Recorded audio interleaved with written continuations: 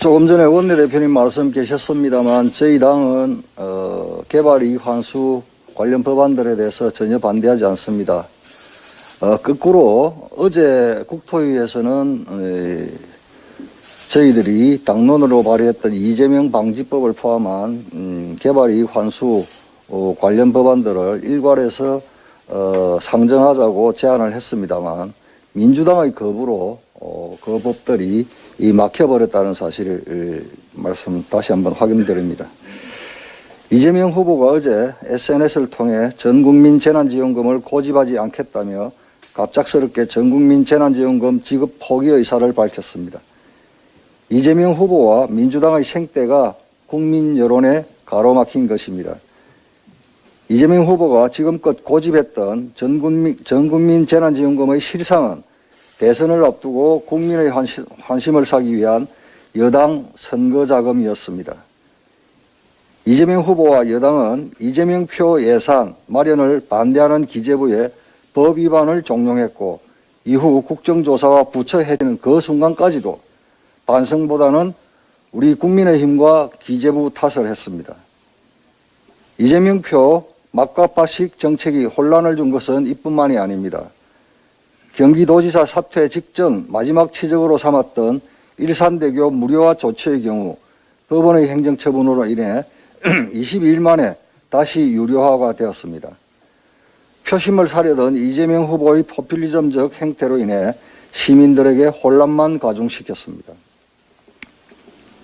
이재명 후보는 전국민 재난지원금을 비롯해 불필요한 사회적 갈등과 소모적 논쟁으로 국민을 혼란스럽게 만든 것부터 사죄해야 마땅할 것입니다. 이재명 후보가 쏘아올린 대국민 매표 행위는 국가적인 차원에서는 중단되었지만 민주당 소속 지방자치단체장이 있는 지역을 중심으로 현재 진행형에 있습니다.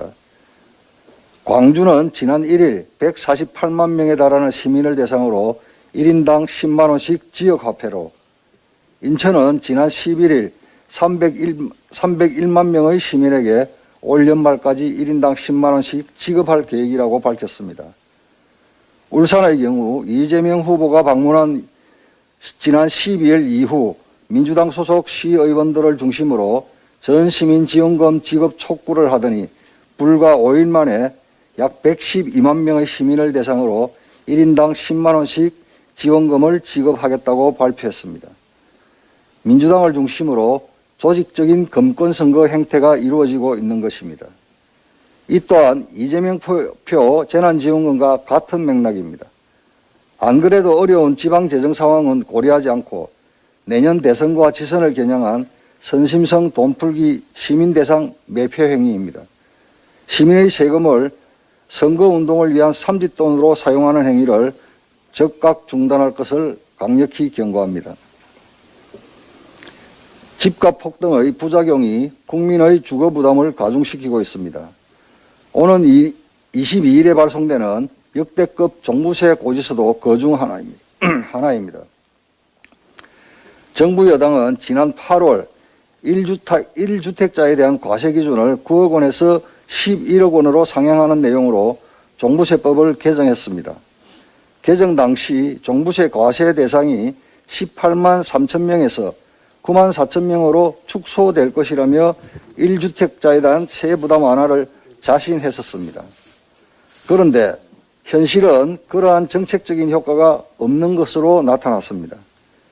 국토부가 국민의힘 의원실에 제출한 자료에 따르면 1주택자 종부세 과세 기준인 11억 원을 초과하는 서울의 가구 수는 약 27만 7천 가구라고 합니다. 지난해 기준인 9억 원 초과 가구 수가 약 28만 1천 가구였던 점을 고려한다면 법 개정 후에도 종부세 과세 대상이 거의 변동이 없는 것입니다. 심지어 강동구, 광진구, 마포구 등은 종부세 납부 대상 가구가 되레 증가했고 지난해까지 종부세 납부 대상이 없었던 동대문구의 경우 올해 종부세 대상이 새로 생겼다고 합니다.